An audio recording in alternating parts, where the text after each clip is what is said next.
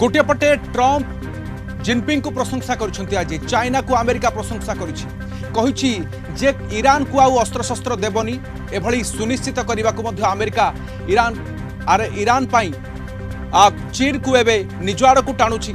अन्यपटे अमेरिकार षड्यंत्र रे चीन एबे फसिछि। गोटे पटे ट्रंप कहउछंती जे मिलिमिशि काम करबा श्रेयस्कर हेबा दरकार, किंतु अन्यपटे अमेरिका ही चीन पाई एक घातक साजिबा को जाउछि।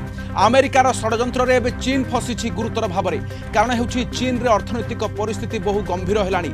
ए उत्कट समस्या पाई केवल अमेरिका दायी। हर्मुज प्रणाली केवल एबे अवरोध होइनी, एबे चीन वर्तमान ताहा द्वारा केते प्रभावित होइछि। चीन रो जहाज, चीन रो तैल आमदानी अनेक मात्रा रे बाधा प्राप्त होइछि केवल हर्मुज पाई।